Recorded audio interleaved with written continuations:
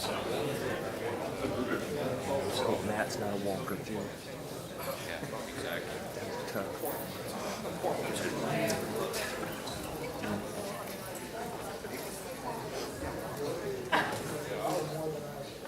Alright, Matt Dillahunty is the current host of the webcast and cable access TV show, The Atheist Experience, and from 06 to 13 he served as the president of the Atheist Community of Austin. He's also the founder of the comprehensive counter-apologetics wiki Iron Chariots. He's an outspoken atheist and fierce advocate of the concept of separation of church and state. So if you all would, go ahead and welcome Matt Dillahunty.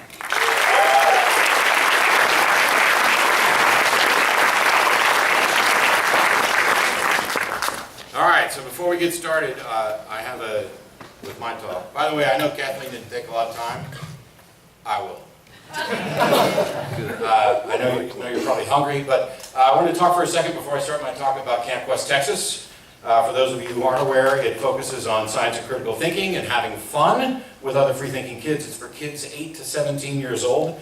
They just completed a very successful camp this past August in a YMCA camp near Hunt, Texas, about 120 miles outside of Austin. They had 108 campers at this year's camp, which is a record, as far as I know. And they had to turn down 72. So there's the good news, bad news. They're trying to open another camp near Houston. It's 100% volunteer run.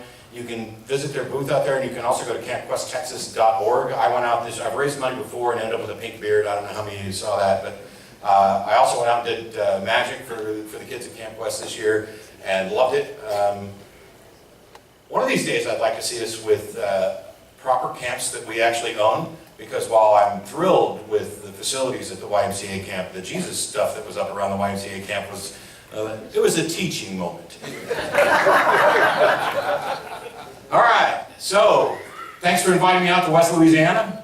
Oh wait, no, don't beat me up.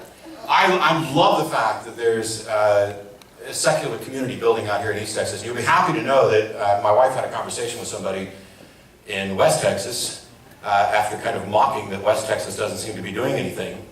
And your actions here may have spurred the West Texas folks to have a convention of their own next year. So we'll see about that. And I knew and am friends with pretty much all of the speakers here today, except for Dr. Burt, who I didn't know today. Where'd he go? Is he here? He bailed because he knows that I'm going to... Okay.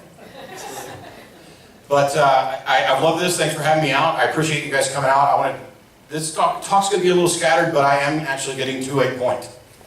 Or at least I think I am. So what do you want to do? When I was a teenager, I was convinced that God wanted me to be a preacher.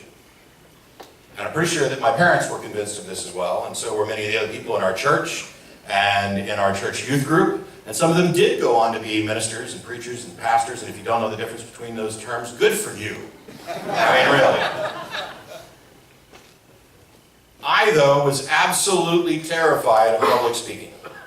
And I had a girlfriend, and I wanted to get married, so I went off and joined the Navy. I did 8 years in the military, got out, went into the tech industry in Austin. I worked for Dell for a while. I hopped around. And then I lost my job, and that set me up to say, God, if you want me to be a preacher, now I'll do it. I surrender. If that's what you want, let me have it, And long story short, it backfired spectacularly, and so that's why I'm here today. But as far as the fear of public speaking, it turns out that if you are representing yourself and your own ideas, and you're willing to say, I don't know, and you're willing to say, I don't know, but let me go find out and get back to you, and then do that, and if you're not trying to bullshit anybody, public speaking's a breeze. Maybe, back when I was a teenager, my fear of public speaking might have been from nagging doubts that I didn't even know that I had.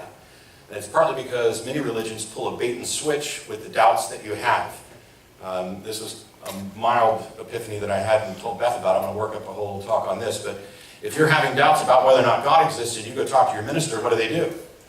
You're not doubting whether or not God exists. You're doubting whether your walk with God. You're doubting this other thing. And so they just go ahead and assume the God question and redirect your doubts, and that's where your focus is. And that's the purpose of a preacher. They're supposed to be directing you towards God. And as much as I love being here, I have to be honest and let you know that I'd rather be in a room full of believers. Sorry. Because y'all don't need me nearly as much as they do. But that doesn't mean that we're all equally adept at certain things. I've been hosting the TV show for about 9 years, and I've done a lot of debates, including a few formal debates. I don't know how many people saw the debate with Cy Tim Brinkcade? Yeah, I'm sorry. That was the debate. Ray Comfort, the radio debate that we did, and KMS and whatever. Yeah, it was pretty terrible. Not on my part, on their part. I mean, I was fucking awesome. But I've also debated abortion. I've done it against theists and atheists, because there's a secular pro-life group. And I did 3 days of debate in a Church of Christ in San Antonio. This, I've talked about it on the Unholy Trinity Tour. The video is out online, so I'm not going to spend much time on it today. This is the actual book, The Evolution of Enlightenment, Can Science and Religion Coexist? And they printed up all the lectures from all the preachers who were coming there that weekend for their annual event. And then they brought me in, and Friday, Saturday, Sunday, I would sit there for 9 or 10 hours listening to preachers get up and say, essentially, I don't understand the science, but let me tell you why it's wrong. Because they start with, how do we get here, a universe from nothing? I wish Lawrence Krauss was there, except that I know he'd have walked out. Yes, it was pretty bad. Literally the second line in the first lecture is a fallacy. And the only reason that it wasn't the first line is because the first line is a quote from Hebrews. For every house is builded by some man, but he that built all things is God, Hebrew 3:4, and the line that follows it is, this eternal principle has never been proven wrong. Has it ever been proven true? Isn't that the more important question to ask? And they completely miss it because of their mindset. They were terrified at the prospect that I would stand up there and say, I don't know.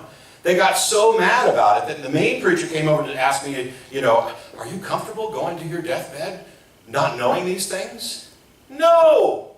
That's why I'm out looking for answers instead of accepting whatever pat answer somebody tries to hand me. You don't have an explanation for the universe. God is not an explanation for anything. We explain things in terms of other things that we understand, and you can't solve a mystery by appealing to a bigger mystery. And he just kind of looked at me. They were terrified of the idea that words may not have intrinsic meanings, that they in fact have usages that change over time. It was a frustrating weekend. I won't tell you too much about the culmination of that during this talk, but you can ask me about it. It was awesome. But for a long time I'd just say, I'm that asshole from Austin who talks on TV. And by the way, are there lots of kids here? Because I just realized I might drop an F-bomb in a minute again. I just realized again. But there's no denying, at this point, I can't just keep doing the, oh shucks, I do this TV show and whatever. Because I do get results. And I hear about it everywhere I go. And it's not just me. And by the way, it's not about me. And everybody who comes up to me to say, you've helped inform my opinions, you've helped change my mind, my answer is almost always the same. You did all the work because you had to be willing to listen, you had to be willing to change your mind, and all I did was get up and talk. Perhaps pretty decently, but that's pretty much all I did. And it's kind of a payback. I used to say that I was kind of doing atheist penance for all the people that I led to Jesus, but in reality, in much the same way that people who convert to a religion think they have the truth and want to share it with everybody, I'd already done it on that side, and now I'm doing it on this side. Only this time I'm right. I got involved in the movement completely accidentally. There was the Atheist Experience TV show, was around long before me, although it wasn't streaming on the internet until after I started on it. And people at work who knew that I was writing things online would come up and say, hey, there's this Atheist TV show, perhaps you should get involved in that. And I was like, why the heck would I want to sit around and listen to a bunch of people who agree with me? I mean, an atheist TV show, I'm already there. It turns out I misunderstood the purpose of the show. It's a live call-in show where people would call in to explain what they believed and why, and then we'd have discussions. I ended up working behind the scenes and then eventually came in and kind of took over. I love the topics. I love making people think. I love eliminating superstitious religious thinking wherever I can find it. And when I found my way free of my religious beliefs, I wanted to do something, because that's ingrained in who I am. I had been apathetic about certain things for so long that I had to take action. I was compelled to do something. I was also, things have changed recently. I don't know how many of you know this, but I lost my day job back last January.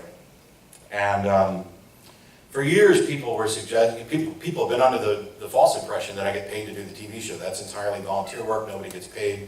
It's just what people do when they care, when we do the TV show. But people would say things like, when are you going to write a book? Why aren't you out lecturing and debating, as your job? And the truth is, I was absolutely terrified of that, because I had spent years building a career in software. And I didn't want my resume to go software, godless heathen, then have it not work out and have to go, yeah, like this job in software. What have you been doing for the last 3 years? Teaching. I was kind of forced into this because I lost my job in January, and I would submit resumes, and we talked a little bit about some of the prejudice that's in society. And as I'd run around doing interviews for jobs that I was clearly qualified for, what I would hear back, if I heard anything, was, we think you're incredibly technically qualified for the job, but you're not a good social fit, which means they Googled me. And if you do that, and you're a theist, I'm an asshole. So, you guys are clapping because I'm an ass. That's awesome. You're our ass. Thank you. So, I have a thank you to do because my life's kind of changed. I was sitting around kind of pretty depressed most of this summer. And Arne and his wife came down to spend their anniversary with us and pushed me into doing something I'd been saying I was going to do for ages, and I started a Patreon project. For those who aren't familiar with it, it's basically, it's not like Kickstarter in that give me all your money and then I'll do the project. It's I'm going to go do this whether anybody pays me or not, and if you guys want to contribute to make me better at it, make me more able to produce more content, please do. This is not an advertisement for that. All of the videos that I produce that are about educating people on how to better debate and how better to have these conversations, they're released for free on YouTube, whether anybody contributes or not. Fortunately, enough people have contributed that I'm now, for the first time in a decade or more, well, ever actually, but a professional atheist.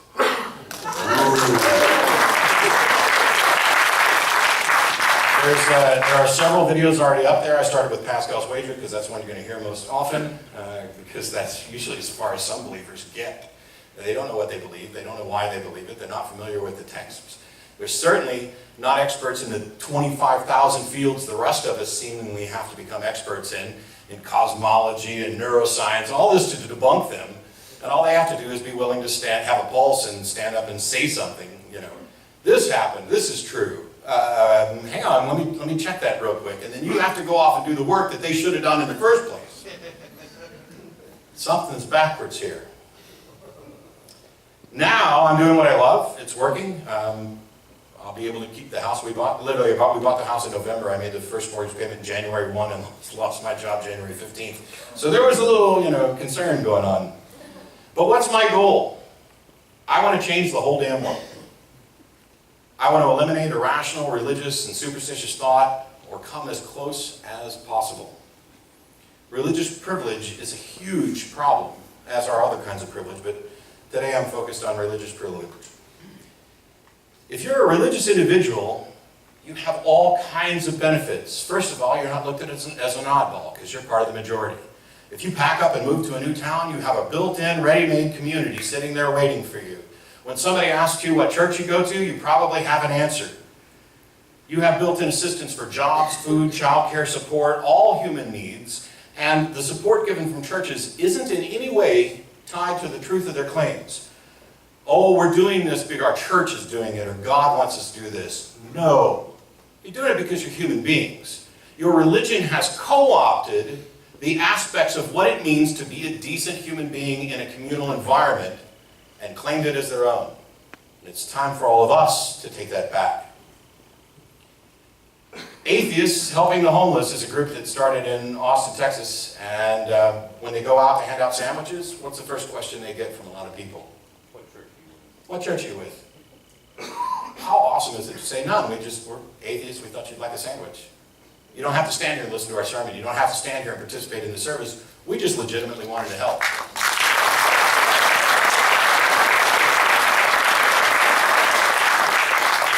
There are a number of people, and my brother,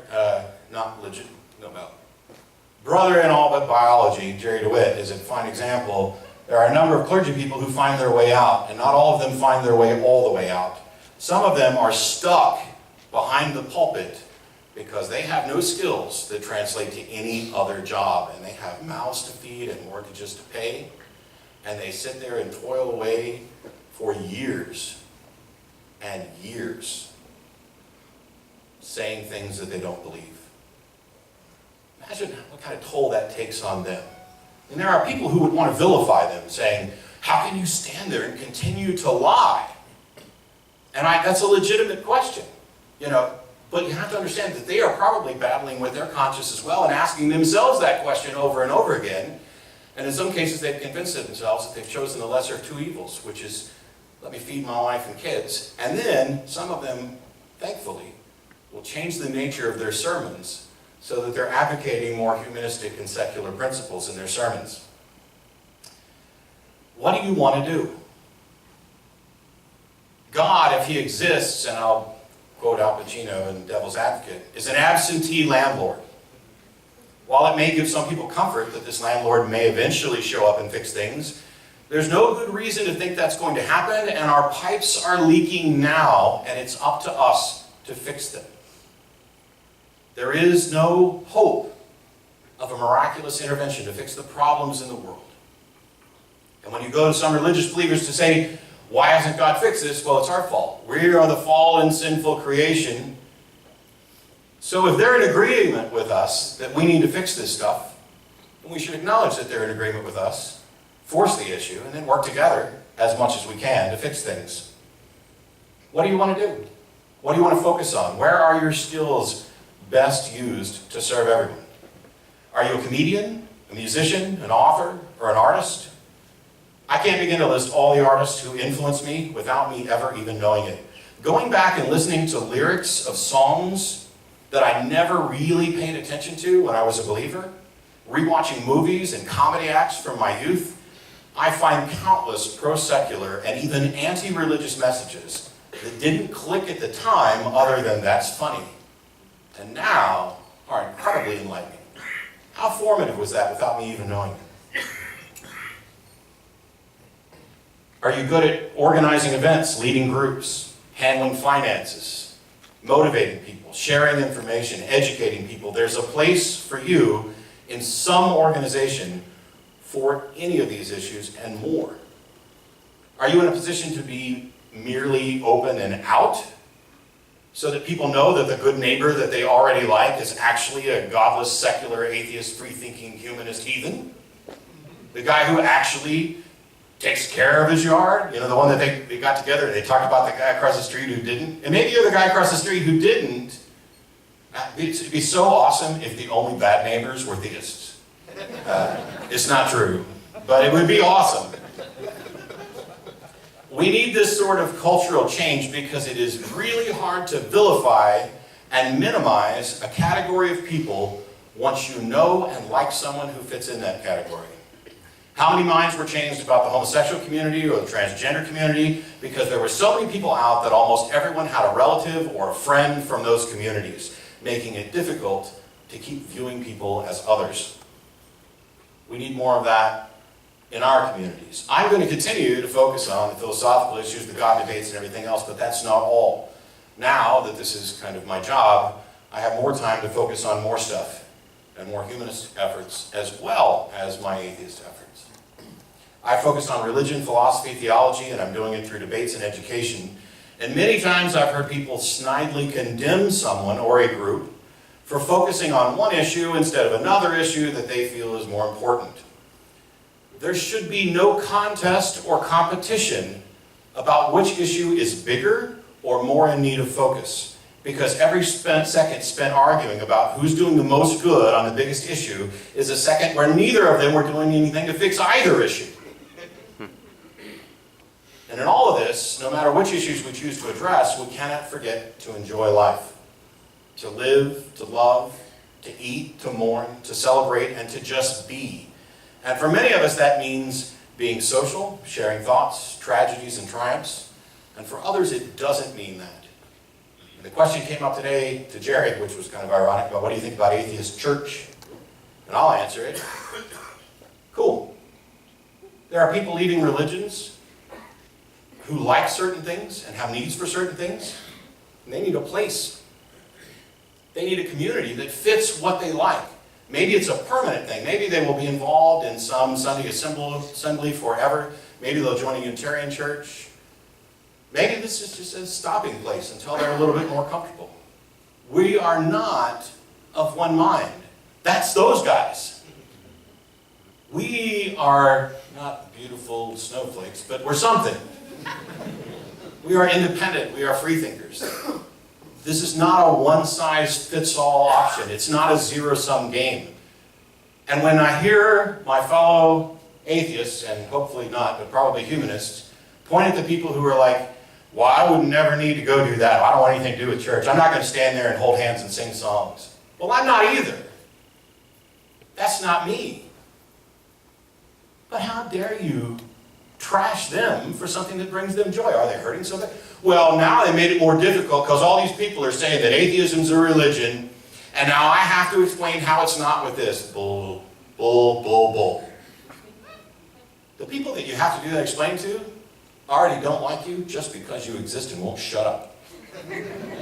Nobody made anything harder for you. If anything, they gave you a teaching point. What do you want to do? Which issue is most important to you? Which do you think you can best assist with? I want to educate people. I want to debate the issues. I want to be educated. I want to be debated. I want to focus my energies on the biggest problem in the room as I see it, the privileged, damaging position of religion in society. If all you want to do is go to a convention, meet some folks, and go back to the daily grind, I understand that, and I will tell you to enjoy it. Activism is not necessarily for everyone. Everyone's personality doesn't fit it, just like debates don't. Debate is not necessarily for everybody. Matter of fact, probably the fewer people who are doing formal debates, the better. I see some people who, and they probably say this about me too, so it's only fair, who probably shouldn't be doing it. But everybody can engage in conversations, which is the reason I started this thing. When I'm teaching people about how to debate, when I'm giving them a foundational understanding of a particular argument for the existence of God or something that's some trope that religious groups or apologists are going to trot out, I'm not giving them the script to follow. I'm trying to give them a foundational understanding so that they'll know how to address it. Because they're the ones with the script, and when you move them off the script, they crumble. Because most of them are parroting what somebody else said.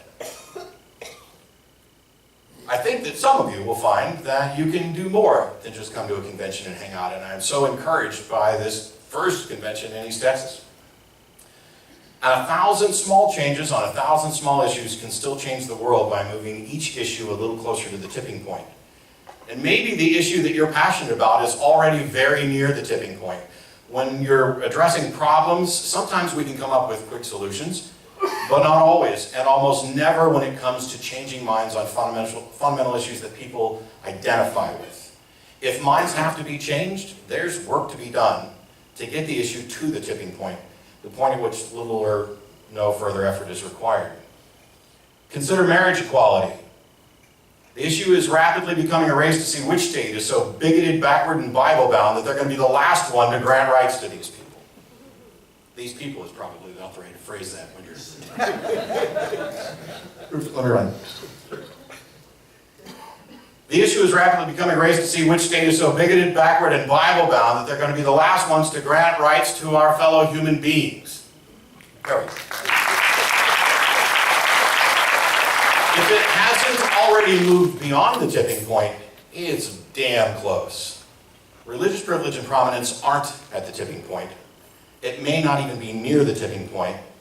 That doesn't matter because there are many religious individuals who are at or near their tipping point. And this is about people. After a lifetime of going along with the indoctrination and the unquestioning minds that surround them, they're now engaging their doubts and eager to explore the world. They're out there hitting up videos on YouTube. They're out there watching debates. They're out there reading blogs. They're wondering, what the heck is going on with this secular community all over the place? Who would dare, as Beth pointed out, who would dare question that Jesus existed? They need encouragement. They need education. And they need communities to land in when their minds finally give way to reality. We need to address the philosophical ponderings about God. We need to address the specifics of religious doctrines and oppose the many horrific acts being done on behalf of religious opinions. We need to work together to build a better world. There's a lot of work to be done, but as the movement grows, we'll have even more people to address more issues. And that's not mission creep. That is the construction of a secular, humanist, atheistic movement. We're going to go through growing pains. It's unavoidable. But changing the world isn't just possible. I consider it a moral imperative. What do you want to do? I'm an atheist because I was terrified of arriving in heaven only to have God ask me why the people I loved were burning in hell. Why hadn't I witnessed to them? Why hadn't I done my job? And now that I don't believe in heaven or hell, I'm focused on the here and now. I could ignore the subject. If I'm right and there's no afterlife, it's not like we're going to get there and they're going to complain to me about why I didn't tell them there wasn't an afterlife. Or why I didn't tell them that I didn't think there was an afterlife. But the here and now matters. And I feel a compulsion to act. I was duped for many, many years, and I know how liberating it is to break through the gates of a religious compound and discover there's an entire universe to explore. In the same way that I don't want to see people I loved suffering in hell, I don't want to see people I love suffering and throwing away the one and only life that we know we're going to get. It doesn't have to be a difficult process to change minds either. One of the things that I did off the cuff during this debate at the Church of Christ, because we were talking about morality, the New Testament is their only authority. The Bible, that's the best book ever written. So we talked about slavery because the Bible endorses it. And I think it's the single most clear point of attack on morals in the Bible that everybody gets. And I told them, I can write a better moral guide than the Bible right now, and I can prove it to every one of you. Because I could rewrite that book word for word, reverse its position on slavery, and it would be a better book.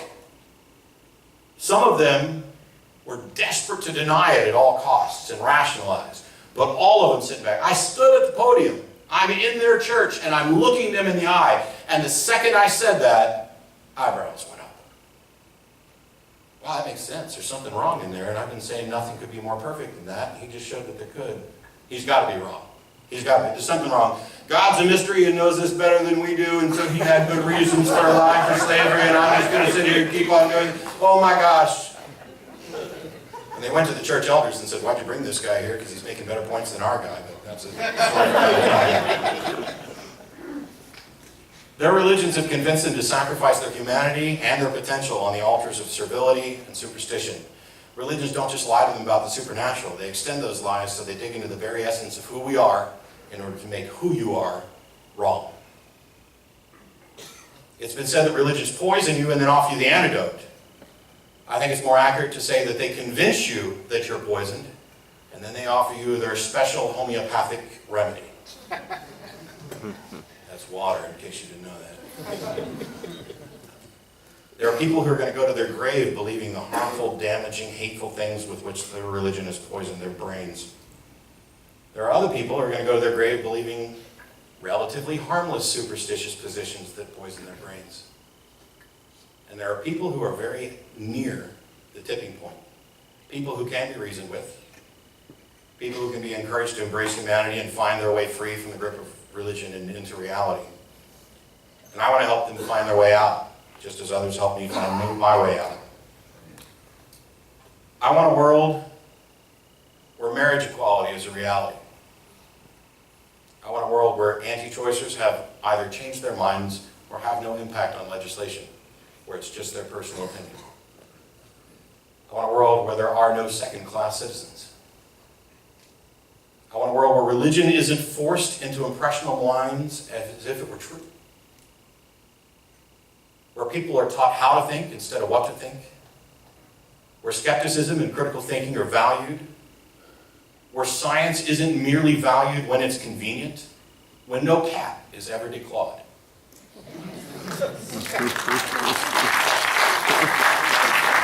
Where no one is ever bullied or made to feel like an outsider. Where all people have the opportunity to earn a fair wage. Where mental illness is no longer stigmatized so that people can get the help they deserve and need. Where purported psychics no longer act as parasites on the grief-stricken or mislead time-sensitive investigations. Where no one goes hungry or thirsty. Where people don't ignore the firefighters, search and rescue swimmers, paramedics, surgeons, and other good people who dedicated their lives to saving lives while praising their God and giving him credit for the work these people have done.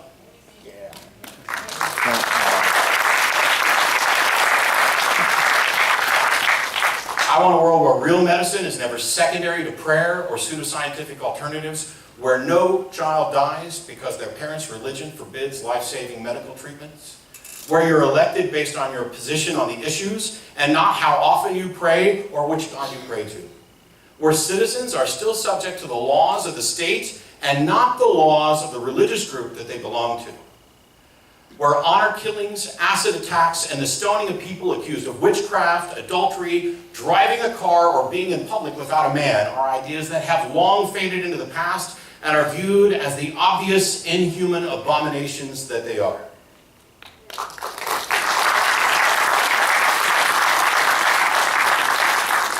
I want all of these things and more. And I'm not talking about a pie-in-the-sky utopia. I know we're never going to be a perfect world, because we're prone to mistakes. But we can minimize those mistakes. We can learn from our mistakes, and we can oppose the intentional harm, and we can combat the willful, intentional, gleeful ignorance that people embrace on behalf of religion and superstition. A perfect world is probably impossible, but a better world is surely possible, and a better world is attained by aiming for the best possible world. I can't address all of these issues and be effective. I have to choose which ones I care about more at any given moment and focus my energies there, specifically if my skill set is more suited to one issue than another, while being mindful that these other issues are out here. A lot of these issues stem from similar causes. They stem from similar faulty thinking on our part. I'm working to educate theists and atheists on whatever topic I can in order to help free the world from religion and hopefully make some progress on that list. Because I think that the specific religions and the general concepts that keep people in religions and encourage and enforce those religions in others are foundational to many, if not most, if not all, of those problems. I'm going to continue doing the TV show, the podcast, the lectures, the debates. I'm working on books, additional TV shows, additional projects that not only promote skepticism, reason, and atheism, but also humanism, and building communities and providing the parachutes that Jerry talked about. That's what I want to do, and I'm doing it. The things that held me back were not irrational fears. There's nothing irrational about wondering what your resume is going to look like and whether you're going to be able to feed your family. There's nothing irrational about that. I certainly wasn't afraid of public speaking anymore. What was holding me back? Legitimate concerns. But when circumstances pushed me, and I saw that the rewards of actually taking actions, more actions, there are people who say, my gosh, you were holding down a full-time job, you ran a nonprofit organization, you did a TV show and a podcast, how could you possibly do more? I can. I am. I could have done more back then. I still played video games. I still sat around and watched TV, countless hours of TV. Still read books. My wife and I go camping. We go antique shopping. I could have done more. But there are limits. Because all those things that I listed that we go out and do, those are the things that keep us sane. Those are the things that keep us human. Those are the things that allow us to connect with other people. If I just focused all the time on working to fix whatever issue I could and doing absolutely everything I could, I'd get nothing done.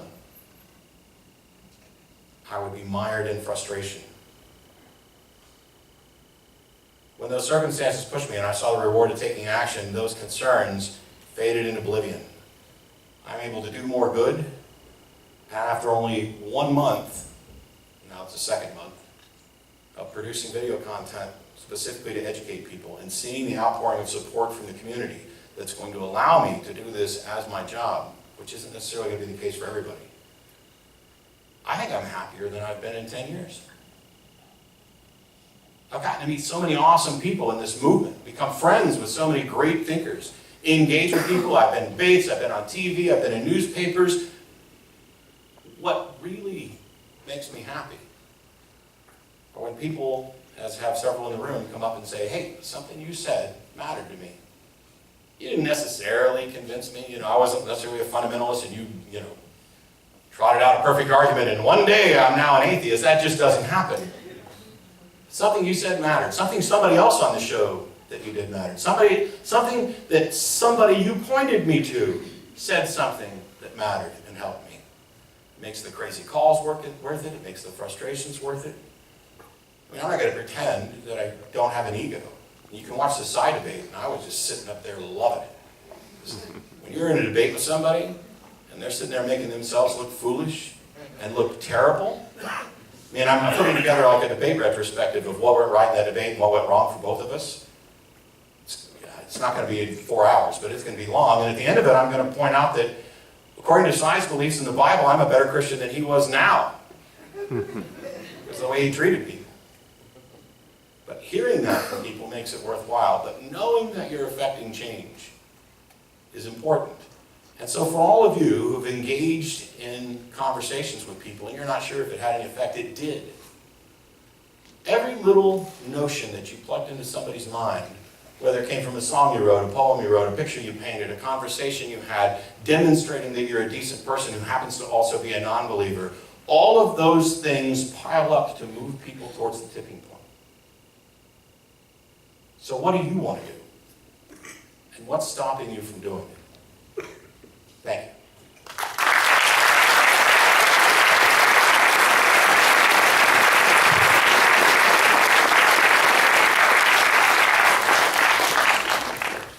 Take about 5 to 10 minutes. Yeah, we got time for questions, I guess, if you guys want to get the microphones out. What's that? Go ahead, Arn. Okay. In my presentation, I mentioned how it was, according to the state constitution, illegal for an atheist to run for public office. I love you. And my wife said that the way that I explained that might have left the wrong impression, or that you had an issue with that. Would you please speak to that? You bet your ass I would. This is why. So one of the things, let me sidetrack for a second, and I promise I'll try to give shorter answers in a moment. I've disagreed with everybody in this movement that you can name, except for Dillahunty, on something. And I don't care. We're humans, we're going to disagree. I care more about how you handle those disagreements than the fact that we disagree. Because if you handle them well, we can work through disagreements, and if you can't, we're stuck. So Arn had said during his talk that Texas is one of the states where in the Constitution it says nobody can hold public office unless they express a belief in a supreme being or a God. And the way he phrased it was that it's illegal. This is actually wrong. That is in our Constitution, and it will be in our Constitution forever, because nothing is ever removed from a Constitution. The most we can ever hope is to pass an amendment that overturns it. Now, we don't want that, because if you think Texans are going to pass an amendment that removes that, you're nuts. But we don't need it, because the Supreme Court's already ruled on this in Turcaso v. Watkins and in Herb Silverman's case, and it applies to all states. You can, as a godless heathen, run for office. And the only reason that I offered this amendment to what Arn said, because it's true, it's an embarrassment that it's there. It's a look back at smaller minds thinking ages ago in a limited perspective. The reason I need to correct it is because we need you to run for office. We need, and if somebody challenges you and points to that Constitution and says, hey, you can't run for office because you don't believe in God, now not only do you have 2 Supreme Court cases and a body of case law to point to, but now we get another precedent. Instead of relying on people to vote to give us our rights, we just say, nope, we've already got our rights, and now thank you for bringing this up so we can get yet another lawsuit where now we have more case law to back up this position. But yeah, so that's the answer, my answer to that.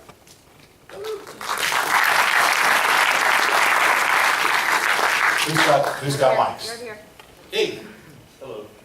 How much public... wait, say hello one more time. Hello? Oh, you said it different, because it sounded like, hello, I'm John Hello. Cash. How much public and private backlash have you experienced with your widespread popularity, TV shows, etc.? Virtually none. I have lots of friends. I mean, Dave gets death threats and hate mail all the time. Michael Weinstein does too. Evidently, I'm just not as big an ass as they are. There are people who call into the show. One guy used to call in and rap into the microphone nonstop about how he was going to come down and shoot us. And we'd try to like interrupt him, and we'd even put him on hold. But when we took him off hold, it turns out he'd been rapping that entire time and had everything we'd said. There are a handful of times where we have called the police and let them know, I think you left your glasses up here, Art. There have been a handful of times where we actually called police and let them know that, you know, a certain threat had come in, but it's pretty rare. And a couple guys have said, one guy famously said he wanted to come down and punch me in my fat face for Jesus. And this other guy, we do the show, by the way, in case you didn't know, from the local public access television studio, which we announced. And then one of the things we used to do at the beginning of the show was, here's what's going on this week. And so after the show's over, we'll get together and go to dinner at so-and-so, whether it's Threadgill's or El Arroyo or whatever. And then on Thursday, there's a happy hour, and I'm going to be here, we're going to be there. And this guy calls up the studio in the middle of the show and says, would you give me directions to that public access studio? Because I'm going to come down there and kick your ass. I just told you where I'm going to be all week long. It's a public access studio. Do you not have Google? I mean, how hard was this? I'm not that worried about the people who have called in to issue some threats, because most of them want to hear themselves talk. They want to bluster. If anything, I'm more concerned about the people who aren't going to call and give advance warning. And, you know, I'm in Austin, not Texas. Austin is this liberal, hippie, let's smoke weed and swim naked in the lake kind of town. And now if I was in Lubbock, we'd probably have to have a little bit more security. But internationally, nah. And nobody's showing up to the after show dinner to cause problems. I guess I'm just too damn lovable no matter how much of an ass I am. Anyway, who's next? Yeah.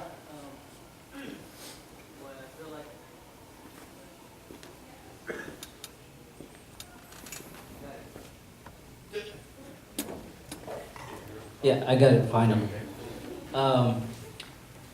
This is the first convention I've been to, and I've heard about you in passing, and I never listened to your podcast, and boy, am I regretting it right now.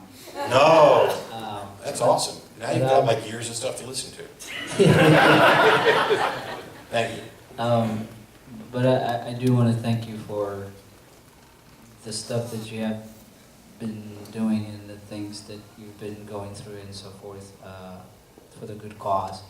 And it seems like you're also assuming a bigger role. And I wonder though, given the expansion of religiosity in different communities across the world, since you seem to desire to exterminate superstition and religiosity across the world, the pattern seems to be the Western world and Europe and America is getting more secularized, and Africa and even in America, you know, at least the black community seems to be the most religious, at least in the liberal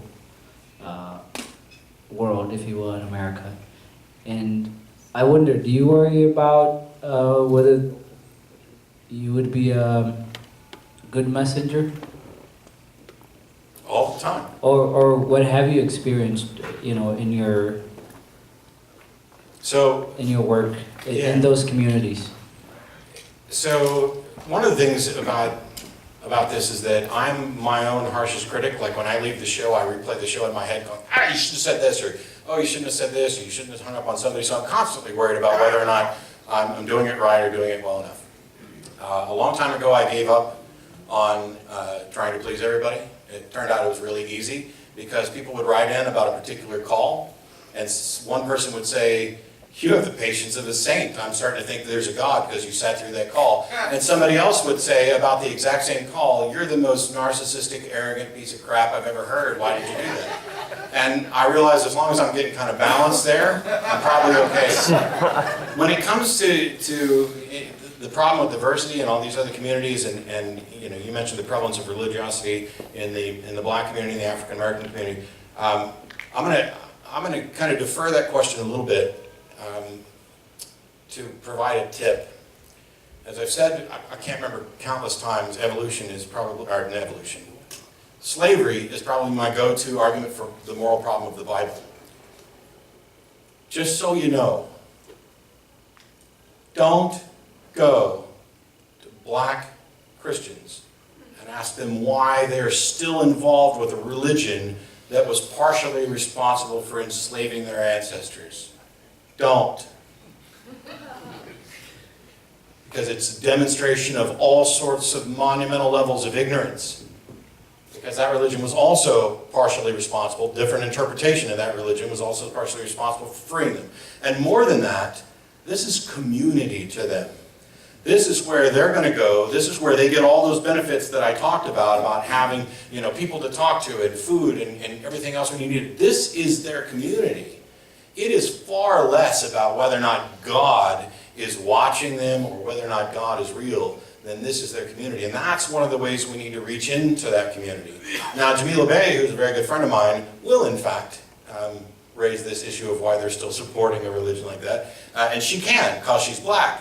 But if I do it, I'm an idiot. And that's the truth. I'm not knocking that point. I'm just being stupid. I've recently started working a little bit more with David Tamayo on trying to figure out ways to reach into the Hispanic community, since the Hispanic Latino community is prevalent in Austin and, well, Texas. Hey, in case you didn't know, I don't know if it makes it all this way kind of northeast or not, but I don't think that I'm necessarily anywhere near the best representative to go into those communities. I don't. I think there are other people who are better at it and who would have better results. And I had a long conversation just last weekend with Debbie Goddard where I had a mild epiphany.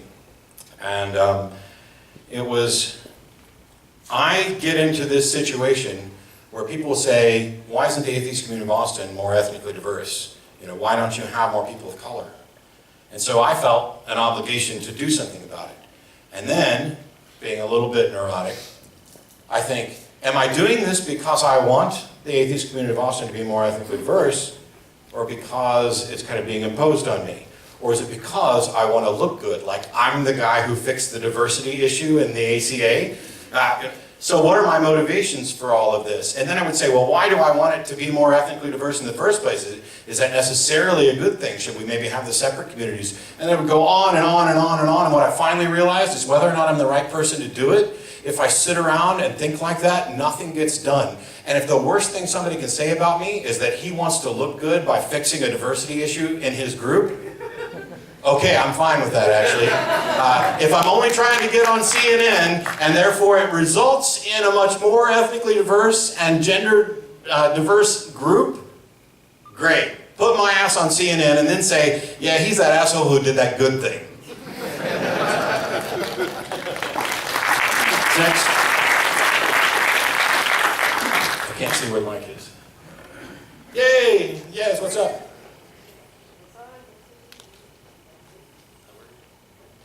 See, I talk so long, the mic's turn off. I'm waiting for this one to come. Testing. Okay.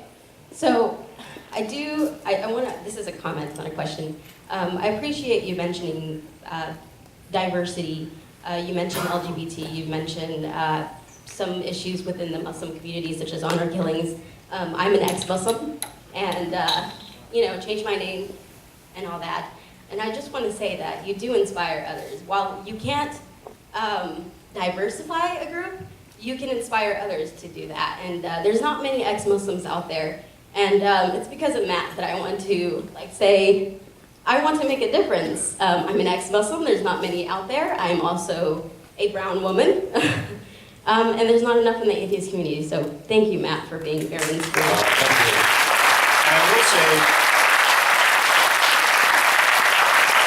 I will say that among my big list, and I wrote up that list for a talk in Denver, and it didn't quite fit, so I moved it over here for this talk. There's something that got left off that list, and that's economic diversity. We talked about this. Conventions aren't cheap. It's one of the reasons why I've been pushing groups to think about doing debates, because you can actually possibly turn a profit and you get to interact with theists and atheists in one room, which helps build communities. And don't get me wrong, I don't want to work with all of them on everything, but the Reverend Barry Lynn, I'll work with all the time. But we are, if we keep our activities, and I'm not coming down on conventions, because I love them, but if we keep our activities such that somebody has to travel and get a hotel room and work out childcare, we are removing ourselves, distancing ourselves from those who are impoverished, who may be in the biggest need, because they're also one of the biggest prey categories for religion. I almost went into a preacher voice to do a sermon there for a second, but I'm not going to. Is there another one? No. Are there any stats as far as males, females in secular world or atheism?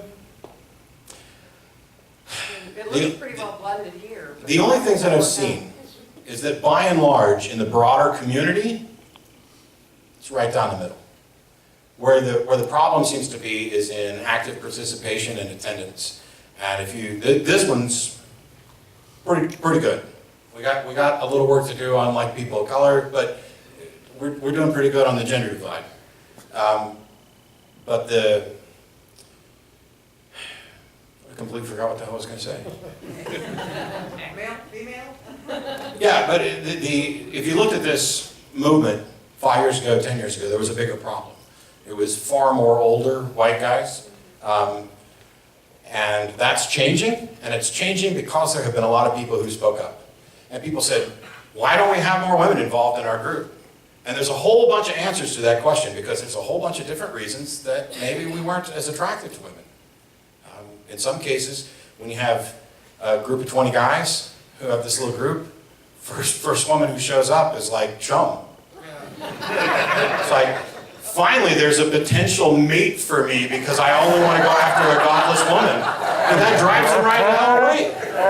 And what you need is you need people speaking up. That's not the only problem there as well. But you need people speaking up for it, but you also need brave women to keep showing up despite the problem, so that they're not, the other women who show up aren't the only ones. And this is the same thing along ethnic diverse lines as well. I mean, if you're the only black person in this group, you may not connect with everybody. But if you stick it out and invite your friends and others show up, eventually we get to a more diverse population. But we need brave people to speak up, and we need brave people to stick it out. Well, if we're talking about older white men, maybe now we're also getting older women too. Yes, and that's, the older women, that's the category that I'm most impressed with, because if you think about it, a lot of these groups were started by older women. Madeline Murray O'Hara, well, maybe she wasn't that older at the time that she started it, but seeing them active, and my wife will tell you, where did my wife go? Did you walk out of my talk? My wife will tell you that when she deals a lot with women's issues and reproductive rights and stuff, and the older women, they're right there. Bam, bam, yes, we need to fix this because we put up with this shit for 50 years, you know, let's get it now. So hooray for them. Yeah, my question is, because I know you say you're your harshest critic. Do you see any changes coming from what you're doing, like in a wider sense, from doing the show and doing your talks and things? What kind of changes? Changes, positive changes. I have thousands of emails from people who've changed their mind about religion and superstitious stuff. So I did a debate in Amarillo, Texas. And just to let you know, this is a miniature version of my debate sermon. American Atheist Convention had 700-ish or so. I don't know if Kathleen has a number, but that's about right. I did a debate against Abdu Murray in Amarillo, Texas, because it was a joint event with churches. We had 650 or so people in Amarillo. And that was awesome. I know that event, did well and made money. But at the end of it, a 13-year-old girl came up and she said, my folks aren't religious, but they wanted me to make up my own mind, and they've been taking me to whatever religious event I wanted to go to so that I could evaluate it and think. And tonight, after this debate, I just want to let you know that now I'm willing to call myself an atheist. And I was like, no, hang on. I mean, you're clapping for her, but let me finish. Because she's the one that we ought to be clapping at. And her parents, by the way, are the ones that we should be clapping for. But the fact that that happened, I will debate forever. And if nobody else ever changes their mind, that 13-year-old girl is enough to keep trying. But we know that's not the case. We know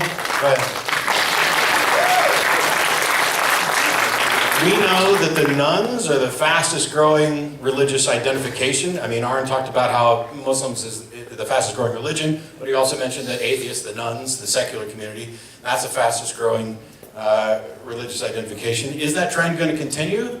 I don't know. I'm not a psychic, and neither is anybody else. I can't predict the future very well, and neither can anybody else. But I'll tell you this, it won't continue unless we continue. Because what happened, and this is, learn from history, one of my heroes in this movement is Robert Grant Ingersoll. In the late 19th century, he was known as the Great Agnostic. He was having written debates with ministers in newspapers in major cities. He was invited to speak at the Republican National Convention. That's how much politics has changed, by the way, as well. And there was a segment of the population, this is my hypothesis of what happened, who, because of Darwin, because of people like Colonel Ingersoll, looked around and said, we've got this religion thing licked. We're not going to convince everybody, so let's let the peons keep their religion. It'll fade out. And then this was immediately followed by some kind of lingering puritanical notions that, well, let's not talk about religion and politics because that's rude. And then what happened? This building secular free thought community crumbled because of arrogance and apathy and the backlash in the 50s, where we changed our national motto, we changed what was on our money, we changed the pledge. We changed the United States into a Christian nation for the first time ever as a reaction to godless communism and as a result of people like us deciding that we didn't have to do anything anymore. We don't ever need to make that mistake again. We have to keep working. Okay. Oh, the last question is, am I a brain in a vat? I don't know, and you don't either, and that's my new t-shirt. Thank you guys so much. I appreciate it.